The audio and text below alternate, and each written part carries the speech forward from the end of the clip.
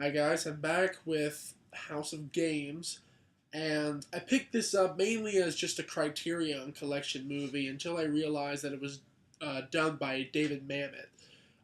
It was written and directed by him, and it's based off of a play by him and Jonathan Katz. And I think that David Mamet is one of the best playwrights alive, so I really was interested to see how he would take a story about con men and psychology. So I thought that would be really interesting. But it stars Joe Mantega. Uh, sorry, Mantegna. Joe Mantegna. And in a really young performance, and this was before he was in The Godfather 3. And in The Godfather 3, he played Joey Zaza. But this one, he plays a con man, and I believe that he's pretty much the driving force behind the acting in the film.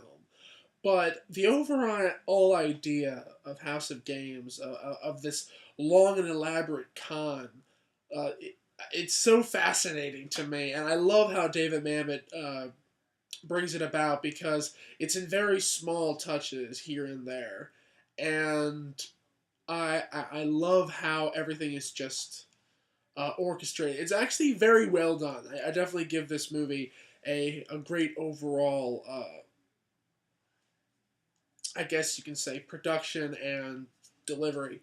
Uh, I did like this movie. I did like this a lot, and what I pretty much think that drives the story the most is the utter detachment of the main character, who's played by Lindsay Krause, and she's so analytical. She's so focused on details to like a mathematical degree, and she uh, she has such a detachment. She has a logical explanation or a logical reaction to every question or scenario she tries to ask until this world that she's completely out of her control ensnares her. And it's so wonderful to see how it's done because you see this little bit of, I guess you could say, eccentricity in this rather, stern and stoic character.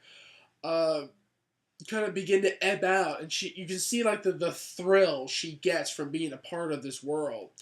And Joe, he he's very suave, and it's really interesting because he's right now currently on Criminal Minds, and he's more middle aged than obviously was in 1987.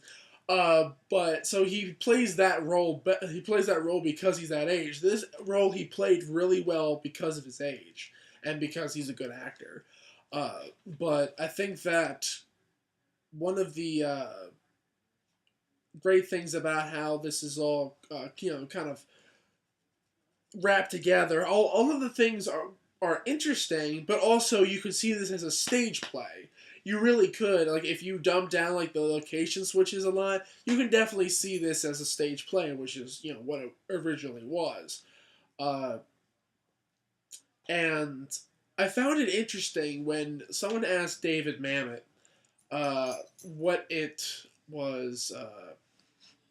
Well, how was it like to transfer to adapt your plays into screenplays? And what he said was really startling. It was like raping his children, and I can understand how many different works can be adapted for screen, and I understand that.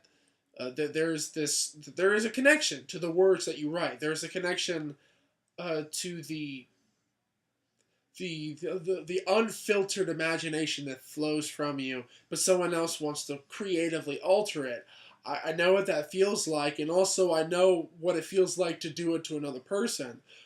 So it's a really like kind of tug of war with oneself, and David Mamet having to do it for his own film is it's a pretty interesting story, and you can see how well he transfers it, but at the same time, you can see exactly where some of the parts have a very theater type delivery and placement with the blocking, and but at other times because of the cinematography, it does work as a film. It does work very well as a film. If the cinematography was any different, if it was like lots of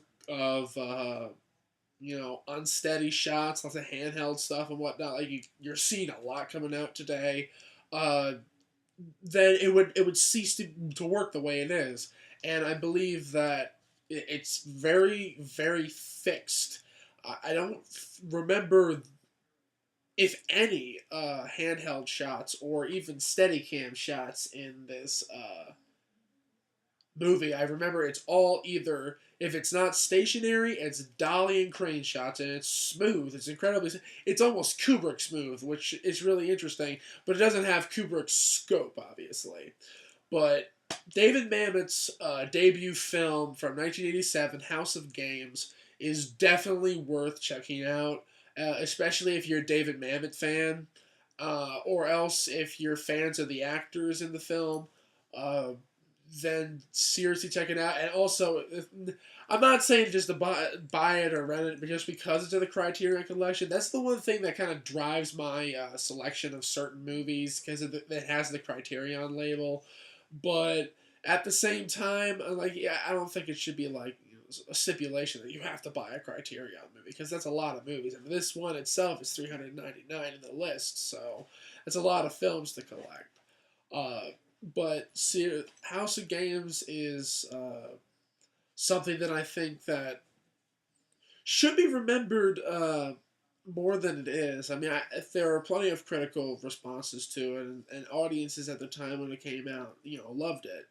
But at the same time, it's been met with relative obscurity since then, and it kind of sucks that that's the case. So, I'd say just see it based on just because it's David Mamet.